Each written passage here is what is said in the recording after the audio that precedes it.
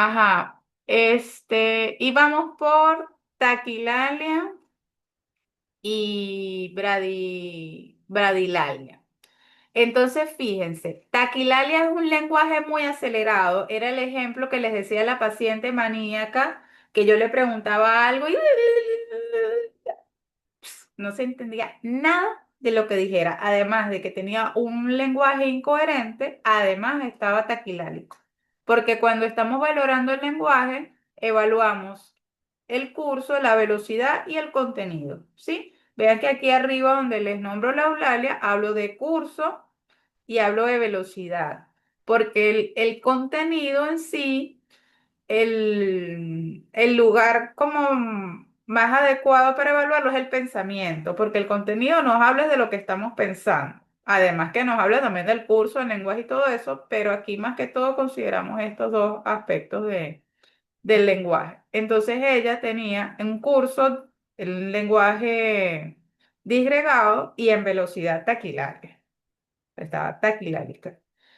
Esta paciente, afortunadamente de manera muy rápida, a medida que fue recibiendo el tratamiento farmacológico, que cuando ingresan hacia el hospital psiquiátrico, es decir, le ponen tratamiento 3 veces al día, la gran mayoría de las veces cuando están en estas condiciones extremas, inyectado en combinación con algún tratamiento de tipo oral también, pero los primeros 3 días es inyección cada 6, 8 horas para poderlos ayudar rápidamente a que el cerebro se les vuelva otra vez a organizar.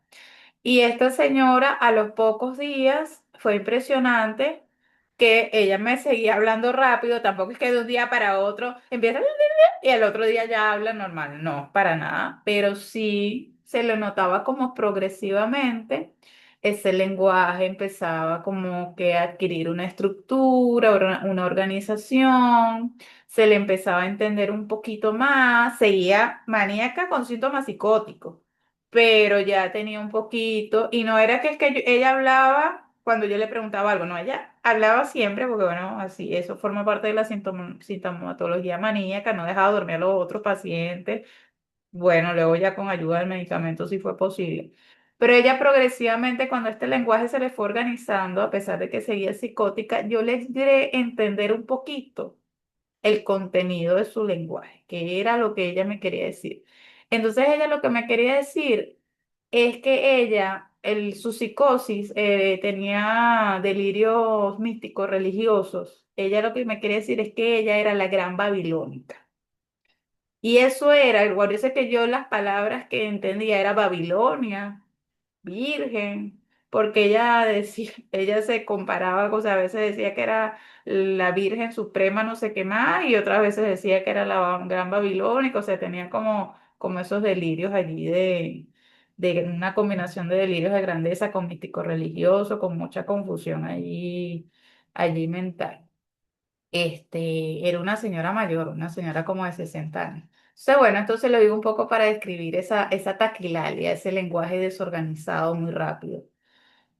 Y la bradilalia, bueno, sería todo lo opuesto, que es la lentitud en el lenguaje que ya les dije el ejemplo hace rato también, que puede darse en las personas sedadas, productos del medicamento, un lenguaje bradilálico o deprimidos o bajo efectos de sustancia. Lo vemos en las personas cuando están con exceso de alcohol, que comienzan a hablar así, todo lento. También las personas que toman, cuando uno no toma, yo no tomo, no me gusta, nunca me ha traído.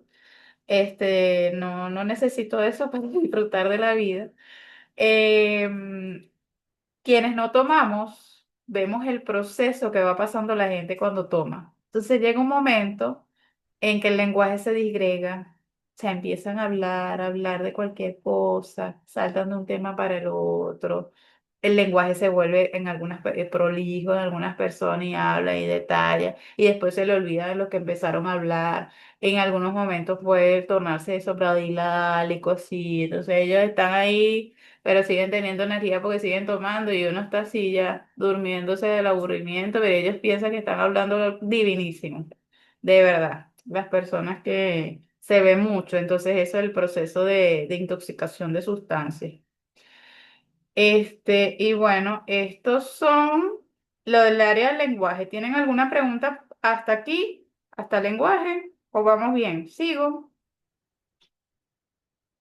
¿Sigo? Ok. Todo bien, profe. Ok. Ajá. Memoria.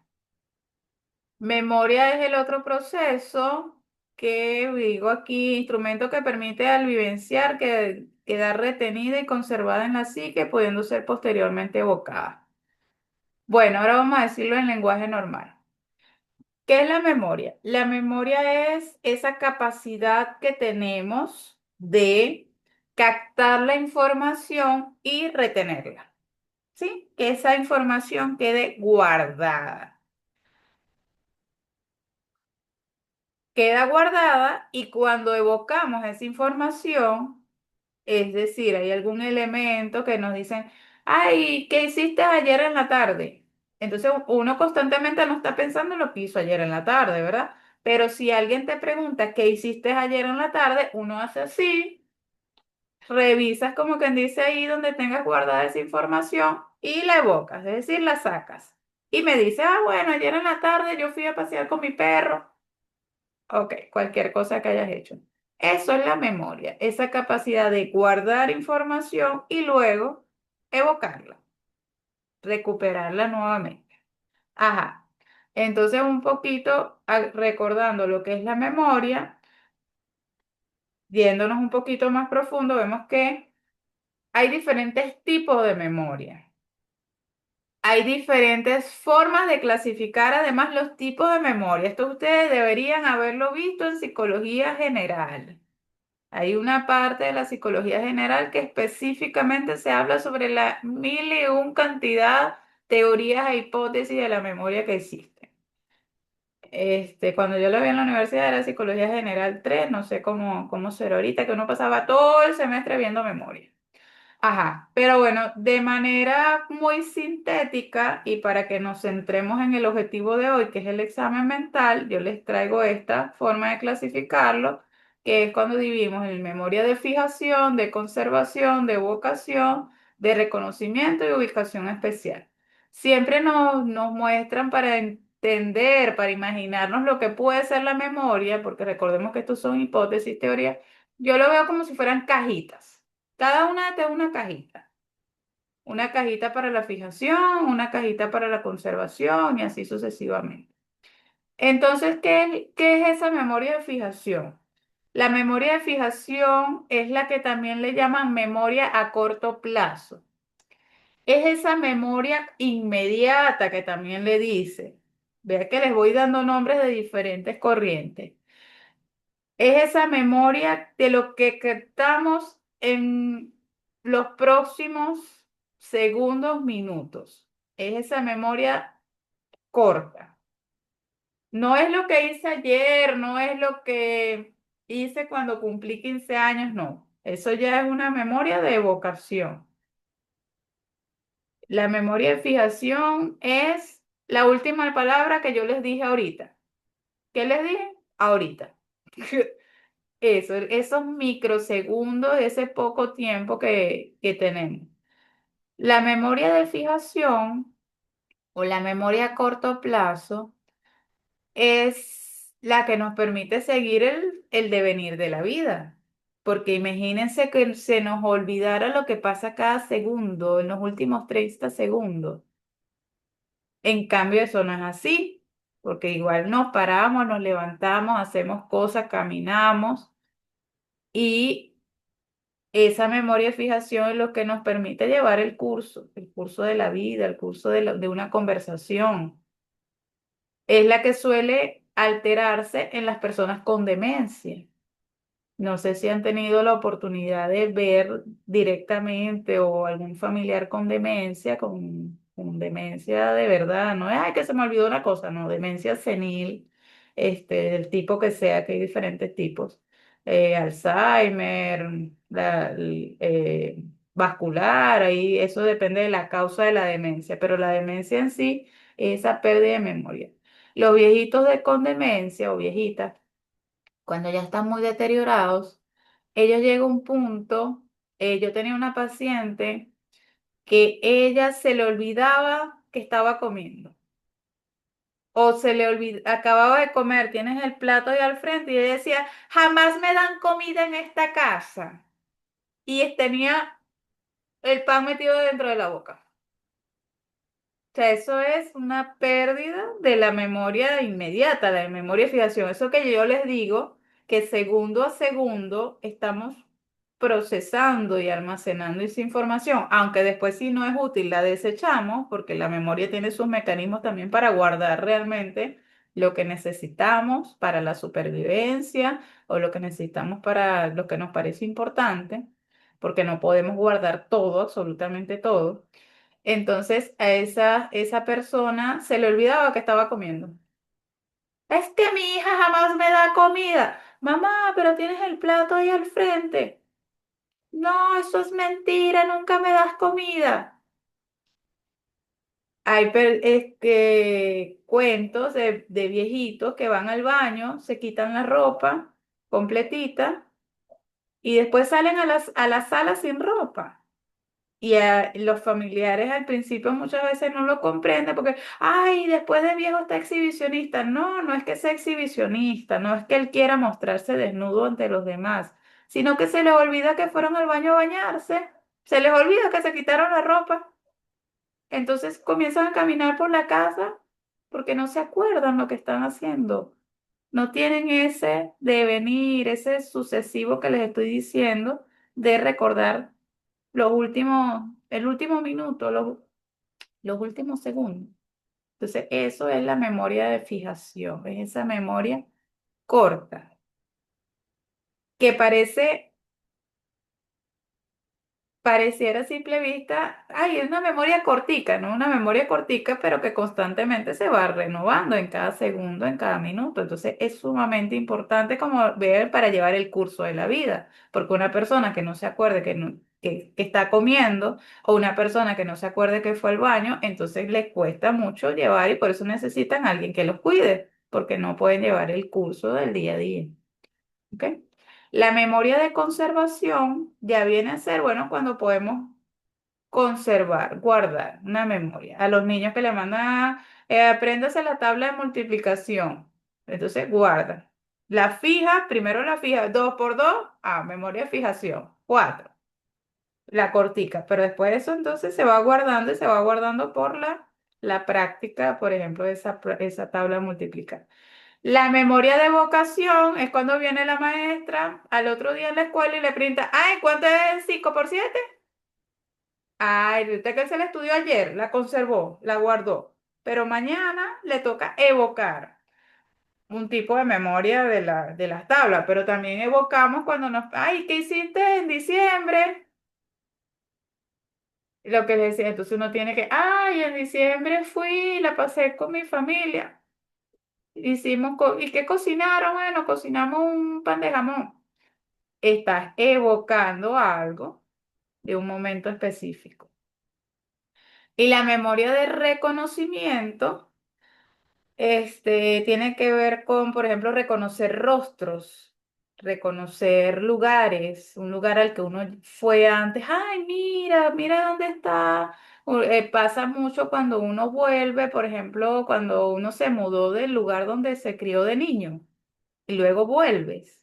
Ay, mira la placita donde yo jugaba, tienes esa sensación de reconocimiento, ¿no? Ay, mira dónde está el parque, mira dónde está la casa de fulana, de mi amiguita.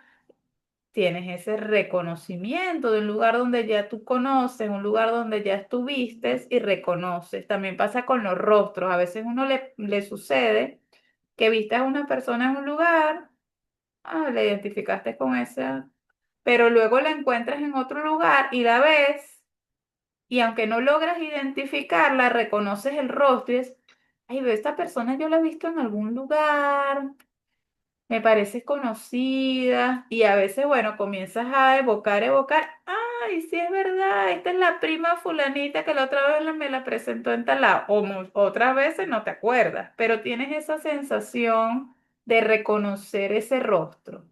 o de reconocer ese lugar, ese espacio. Entonces, con eso tiene que ver la memoria de reconocimiento o de ubicación temporal espacial. La parte de ubicación temporal también tiene que ver con el reconocer si es de día, si es de noche y todo este tipo de memoria, porque bueno, la memoria es lo que más se altera durante las demencias, se altera muchísimo el reconocimiento y la ubicación temporal en los viejitos. Los viejitos les cuesta, por ejemplo, saber si es de día, si es de noche. A veces si no tienen bien regulados los ritmos para dormir, puede ser que se despierten de día y digan, ay, pero son las 12 de la madrugada, mira esa luna tan grande, tan bonita que está. Y resulta que no es la luna, es el sol, porque no reconocen el paso del tiempo. O pueden a veces desconocer a los familiares que los hijos lo van a visitar y, ¿quién eres tú? Vete de aquí. Y entró una persona extraña a mi cuarto y resulta que es la hija, mamá, pero yo soy tu hija, que a los hijos eso le da mucho sentimiento, pero es que pierden como esa capacidad de reconocer rostros que deberían ser familiares. Pueden reconocer de repente a la hija en una foto en la infancia porque no pierden esa memoria pasada, pero no reconoce a la hija ahorita que tiene 50 años, porque no tienen esa capacidad de actualizar ese rostro porque tienen alterada más la memoria de fijación, la memoria reciente que la pasada. La pasada pueden tenerle conservada y ahorita con lo siguiente que veamos, vamos a ver ejemplos sobre eso. ¿Vamos bien, Silvestre? Sí, profe, todo bien. Sí. Ok. Gracias. Ajá. Otra forma de clasificar la memoria es otra, pero es la misma, porque es la memoria retroanterógrada, pero la memoria retro es la memoria de fijación, la memoria reciente.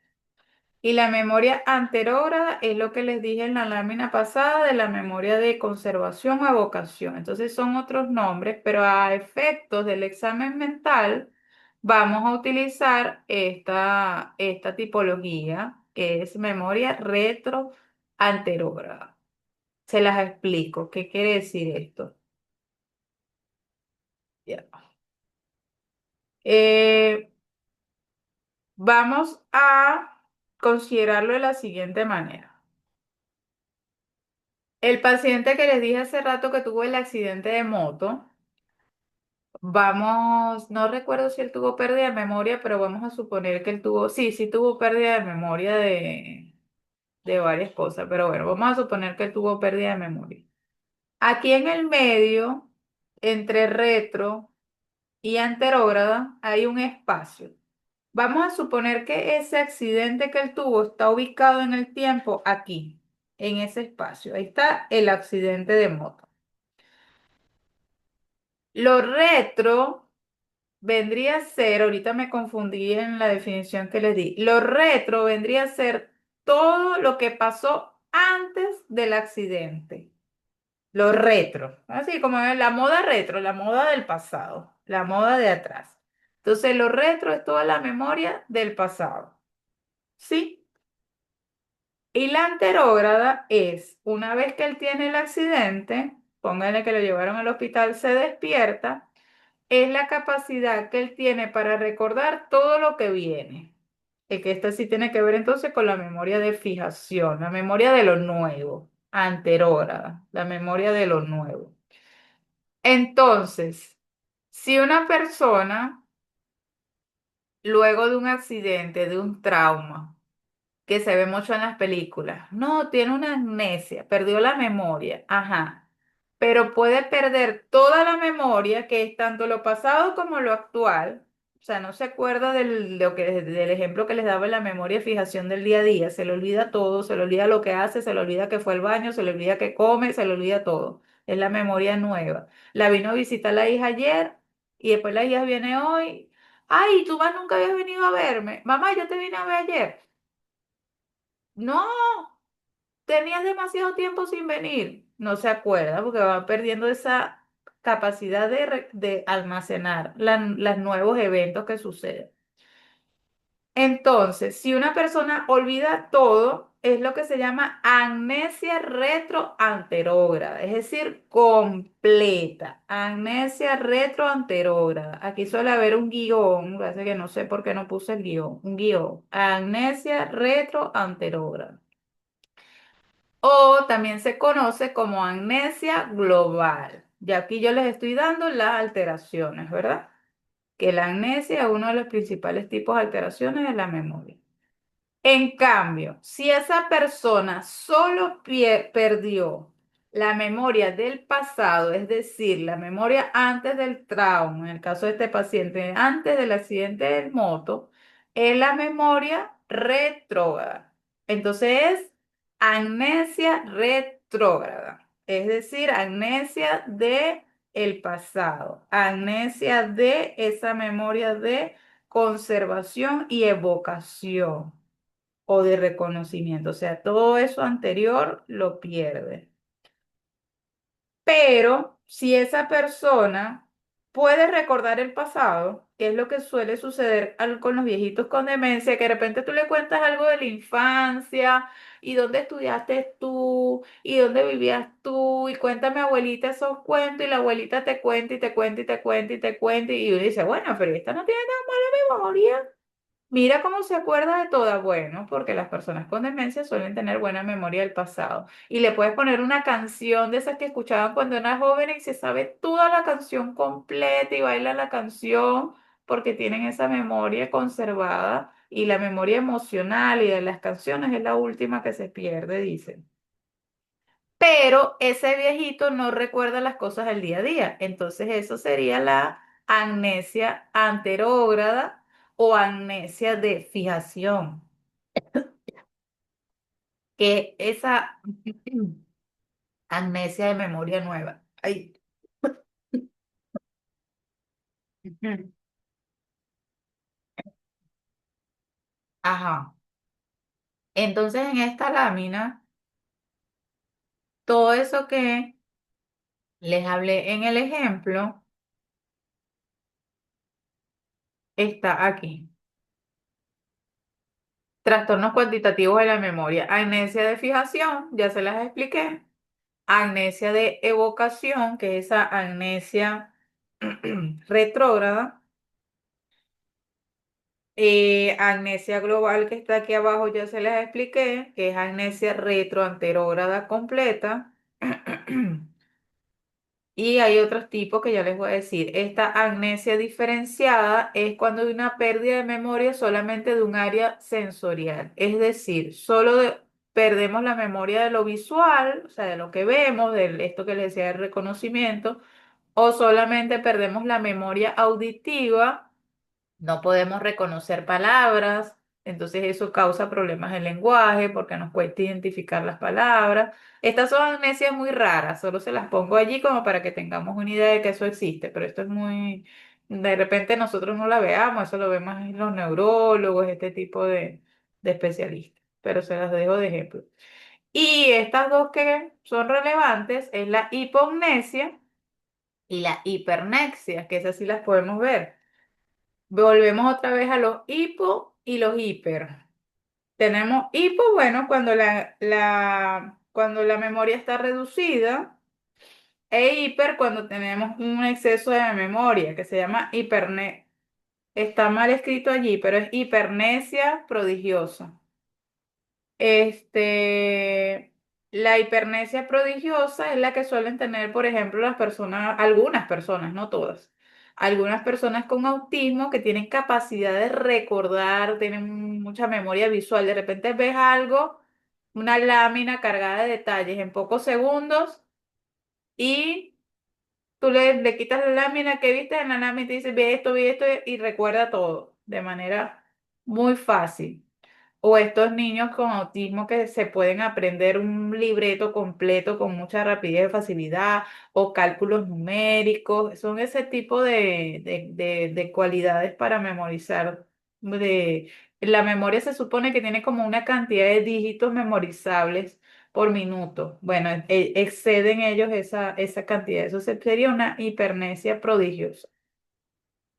Y la hipognesia, bueno, cuando Cuesta recordar, no llega a un nivel de amnesia porque amnesia, como su nombre lo indica, A es de ausencia, ausencia, pérdida de memoria. Pero hipo, bueno, una memoria más disminuida que no llega a ser una amnesia, sino que es cuando comienzan las fases iniciales de pérdida de memoria, cuando empiezan a ver los olvidos, o cuando el viejito va a salir a hacer un paseo y él sabe, pero de repente se olvida y se le olvidó el paseo para regresar, la vuelta para regresar a casa, pero de repente va tanteando y la primera vez vuelve porque se medio acuerda todavía, es decir, una hipognesia, un leve recuerdo, pero después llega un momento que ya es amnesia porque no recuerda cómo volver a la casa.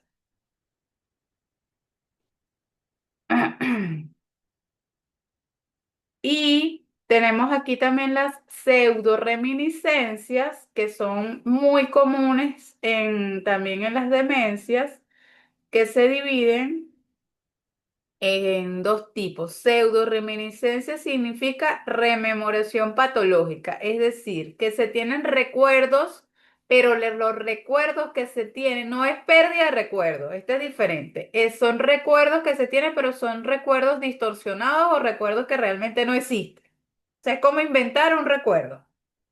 Sea, no es amnesia porque no es pérdida de memoria, sino como inventar un recuerdo que no existe.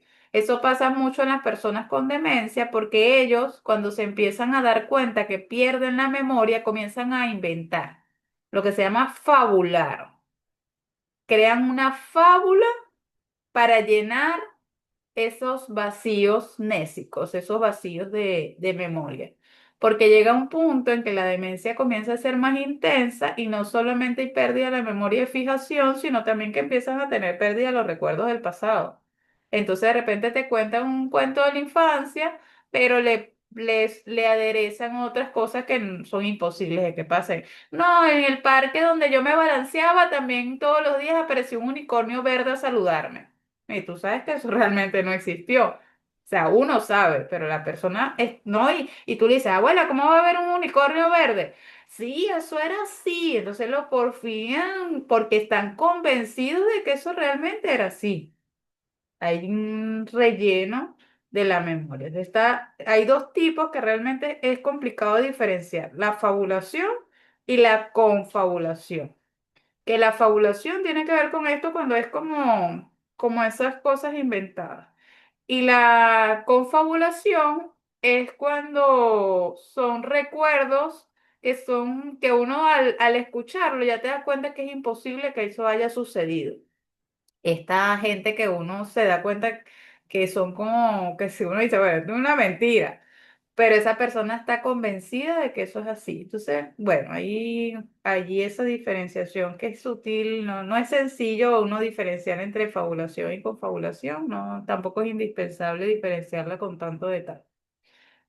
Se va a cortar ahorita en 10 minutos la clase, pero cuando se corte, chicos, esto va a estar grabado, pero adicionalmente tienen otra clase que les dejé el jueves pasado, donde tienen todo esto también grabado y adicionalmente tienen el tema de inteligencia. Por si no nos da tiempo hoy de culminar inteligencia, allí lo tienen grabado. E inteligencia es súper cortico, no tiene mucha complicación. Busquen el video donde está ubicado inteligencia y allí lo van a poder revisar y si tienen cualquier duda me mandan un mensaje para antes de la evaluación. Nos queda falso reconocimiento, que es otro trastorno, o prosopagnosia, pero ya se los dije cuando les estaba dando el ejemplo, que es cuando el falso reconocimiento, cuando la persona no puede reconocer rostros, cuando no puede identificar, a pesar que es una persona que se supone que es conocida, entonces tiene un falso reconocimiento. El déjà vu, lo deben haber escuchado muchas veces, que es esta sensación de cuando uno siente que algo ya lo vivió. Eso se clasifica dentro de la psicopatología como un trastorno de memoria, porque es como un falso reconocimiento también. Es como les hablaba hace rato acerca memoria de ubicación temporal. Bueno, ellos lo consideran como que esta persona tiene un falso reconocimiento de la ubicación del tiempo y el espacio. Entonces, hay la sensación de que ya yo viví esto, de que por este lugar ya pasé. Es el déjà vu, esa sensación de que esto ya lo viví. Por eso se considera como una alteración de la memoria. Y el Hamaisbu, que es el otro, es todo lo opuesto. Es la sensación de que jamás yo viví eso, a pesar de que sabemos y conocemos de que sí lo vivió. Por ejemplo, uno va con un familiar a un lugar, ay, yo nunca había venido para acá. Y uno sabe porque uno estaba con ese familiar, mira, pero sí vinimos. Y esa persona, no, yo jamás, jamás, jamás. Yo nunca he estado aquí, primera vez que vengo. Oye, pero viniste conmigo, yo te traje. No, jamás. Entonces, ese es el jamais vu. El déjà vu es la sensación de haberlo vivido y el jamais vu es la sensación de nunca haberlo vivido, a pesar de que sabemos que esa persona sí lo vivió. Ajá. Y la paragnesia, les quiero decir que estas dos nos puede pasar, a mí me ha pasado, o sea, yo he tenido déjà vu, jamais vu no he tenido, he conocido personas cercanas que han tenido jamais vu, y no necesariamente eso quiere decir que tengamos un trastorno de la memoria. Bueno, se supone que eso es una alteración de la memoria, pero eso no es algo para preocuparnos de que por eso nos vamos a demenciar o vamos a tener una amnesia, no, son cosas que pasan, pues sabe que nuestro cerebro, a pesar de, no es perfecto, pues a pesar de todo tiene, bueno, podemos tener a veces unos cruces ahí de unas neuronas.